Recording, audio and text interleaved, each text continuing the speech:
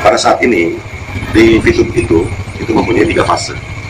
Ada 3 fase. Fase pertama itu adalah advertising, artinya periklanan. Terus fase yang kedua e-commerce, artinya transaksi jual beli secara elektronik. Terus yang ketiga adalah digital currency. Digital currency berarti ini mata uang. Mata uang bisa diartikan mata uang secara elektronik, artinya secara online. Artinya dia tidak berupa bentuk bahwa itu uang dan berupa bentuk, tapi nilai. Ada jadi value-nya. Artinya saat ini value 1 koin itu adalah $1. $1 Amerika. Nah di sini kalau yang namanya dana miring itu saya memberikan masukan, itu banyak yang japri saya. Artinya di seluruh Indonesia ini mungkin rata-rata ada yang japri dari Pekanbaru, dari Kalimantan, dari Sulawesi, apalagi dari Sumatera Selatan sendiri. Banyak ya. Nah, mereka itu merasa bahwa kenapa orang Kominfo ini betul-betulnya mau bergabung dan join di VTube. Menyangkut mungkin karena sebagai pegawai ASN dari mantan dari Kominfo ini, ya artinya saya menjelaskan sebelum saya masuk itu 1 bulan saya pertimbangkan analisis. Artinya betul-betul saya pertimbangkan. Karena memang bagian bidang ekonomi kan di bagian sandi apa namanya? Saya awalnya dari kepala bagian sandi dan telekomunikasi daerah. Itu terus 2017 saya pindah menjadi kepala bidang infrastruktur, teknologi informasi komunikasi, persandian dan keamanan informasi. Artinya memang kerjaan saya sudah memang membidangi. Artinya kalau awalnya saya selama sebulan saya cari tahu dan analisis, kalau ini abal-abal yang tidak punya izin dan ilegal, makanya dari awal saya tidak akan masuk. Tidak mau ikut campur, karena itu tadi mereka pernah bilang di vlog pertama kemarin hari ini menyatakan bahwa awalnya Pak Irham itu mungkin ikut-ikut aja, pengen populer atau pengen viral. Saya nggak mau viral. Saya punya channel YouTube tapi saya tidak pakai. Artinya kenapa? Silakan para YouTuber untuk menggunakan saya cuma akan memberikan masukan. Kalau yang miring, kita ibaratkan contoh aja, salah satu bisnis yang namanya dalam jangka waktu kurun waktu 6 bulan sampai 8 bulan sudah mencapai hampir 13 juta pengguna. Itu saya kira mungkin sesuatu yang booming. Karena sesuatu yang booming. Artinya booming itu mereka kalau seandainya sudah tahu bahwa dari awal ini ilegal, tidak akan nambah. Tidak akan nambah penggunanya. Paling mentok ratusan ribu. Kita ya kan yang lama-lama lah. Yang apa istilahnya tuh bisnis-bisnis yang lama yang kita tahu 1 tahun mungkin cuma 1 juta. Tahun kedua 2 juta. Mungkin sekarang sudah mencapai 35 juta. Tapi lama. 7 tahun. Ini diperkirakan kalau prediksi. Secara analisis saya pribadi, kalau sudah sampai 6 bulan itu mencapai 13 juta, artinya 2021 akhir Desember 2021 bisa mencapai prediksi. Bukan ada yang bilang, tapi prediksi saya dengan meningkatnya per hari hampir 400 ribu pengguna masuk. Artinya servernya nggak sedikit, dia harus berubah versi dari 210, 212, 214, 213, 214 sekarang yang terakhir. Itu menyatakan bahwa betul-betul servernya itu membuat big data ini supaya terangkum menjadi satu, sehingga ya kalau servernya yang abal-abal yang di bawah target yang istilahnya tuh yang tidak bisa merangkum 400 ribu masuk, selesai. Jadi artinya silakan bagi yang punya nada miring, itu artinya kita tidak membatasi. Silakan, itu hak mereka, dan walaupun mereka bilang bahwa itu negatif, silakan. Kita tinggal menunjukkan bahwa prediksi saya 2021 Desember itu pengguna sudah bisa mencapai 50 juta. Prediksi saya loh, pribadi loh. Amin. Jadi memang itu kan salah satu kesempatan yang peluang ya buat di era masa begini, ya, di era pandemi begini, manfaatkanlah gitu. Ini aplikasi ini bukan seperti yang diributkan harus ada izin dari OJK ya. Yang perlu kita luruskan, kalau OJK kan tugasnya Anda sebenarnya bisa saja mencari tahu melalui YouTube, karena OJK juga punya YouTube ya. Apa sih tugas dan wewenang OJK? Kalau secara garis besar yang saya tangkap, kebetulan saya juga dari institusi perbankan ya, juga saya mantan Bank Danamon, disebutin lagi PT Bank Danamon mantan. Nah, juga saya juga berbisnis di bidang asuransi juga. Jadi semua institusi yang sifatnya menghimpun dana masyarakat, ya, menghimpun dana masyarakat dan mencairkan lagi dananya itu harus diawasi oleh OJK. Itu seperti asuransi, perbankan, fintech, ya, koperasi. Itu yang semua sifatnya menghimpun dana itu yang harus izin dan terdaftar diawasi oleh OJK. Kalau masalah aplikasi VTube ini tidak menghimpun dana masyarakat, dia membelikan gratis. Ya. Jadi bisnis gratis saja orang masih mikir-mikir. Nanti bisnis yang ada uangnya mau. Jadi itu yang perlu dijelaskan. Tapi masalah regulasi. Sekarang kenapa di banned perizinan di Kominfo-nya ya? Nah ini yang harus diketahui oleh para VTubers juga, Anda yang mungkin sedang menonton video saya saat ini. Anda bisa Jadi maksud di banned di situ. Sekarang ini yang diblok oleh Kominfo itu bukan izinnya, tapi websitenya. Karena akan memperbarui dengan lisensi GR80. GR80?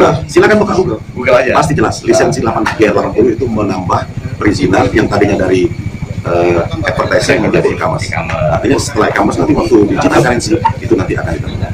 Jadi prinsipnya satu, saya punya prinsip satu aja. Seluruh VTuber tenang-tenang, tidak terpengaruh kanan kiri. Selagi masih bisa install VTube itu di Play Store, bisa registrasi, bisa menjalankan misi dan bisa transaksi di exchange counter, maka sampai saat ini Kementerian Kominfo Indonesia insya Allah tidak memblokir dan tidak memblokir mereka. Artinya itu yang saya mau. Itu jadi Anda nggak sia-sia buang kuota nonton video saya ini, karena saya menampilkan orang yang memang lebih kompeten dalam hal ini menyampaikan pada terus yang ada di Indonesia.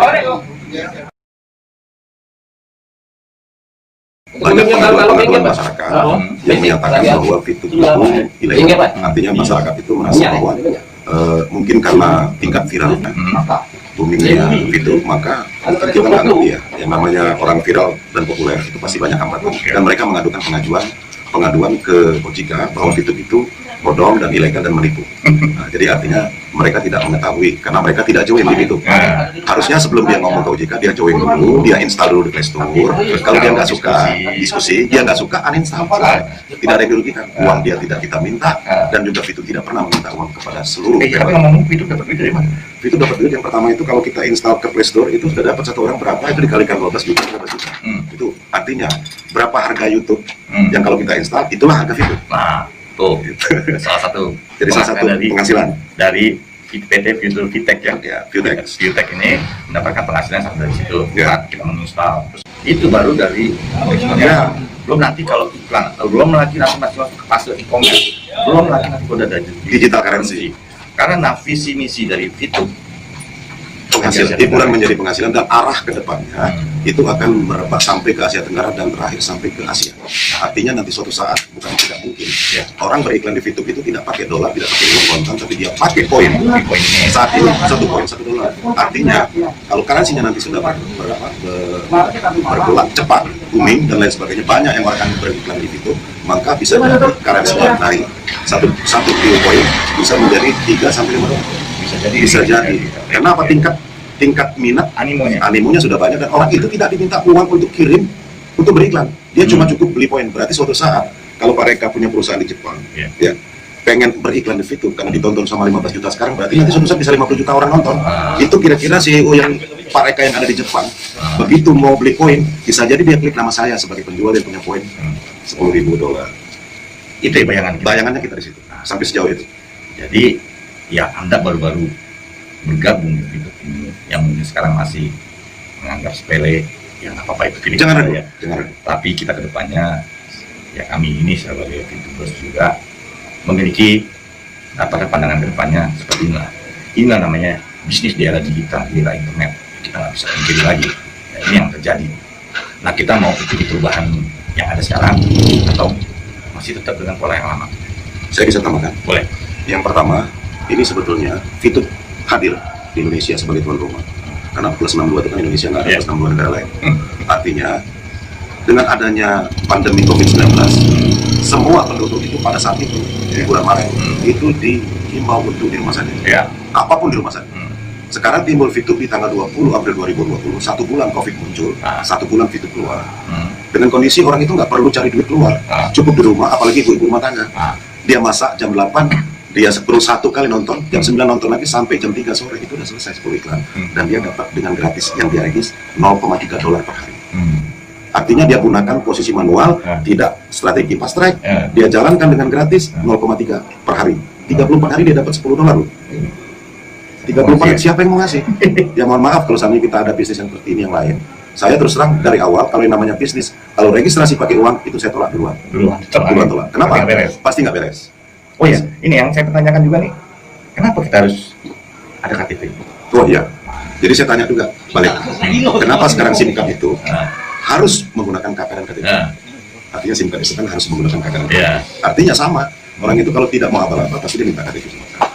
Kecuali kalau sampai dia minta nomor PIN ATM itu ditolak, pasti bukan dari VTube. Pasti bukan dari VTube. Kalau dari VTube cuma 2. 1 minta nama banknya, 2 minta nomor rekening bank. Di luar itu sudah bebas.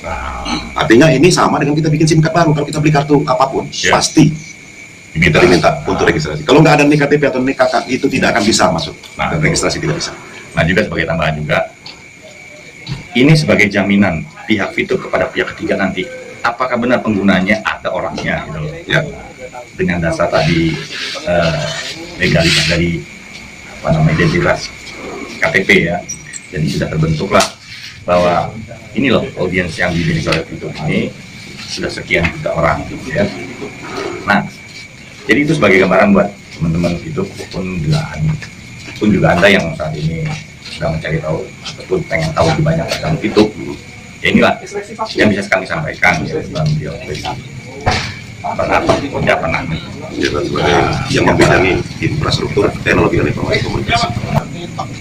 Sebagai referensi, jika ada orang yang menanyakan, ya silakan nanti bisa mengisi atau komentar di dalam video saya ini.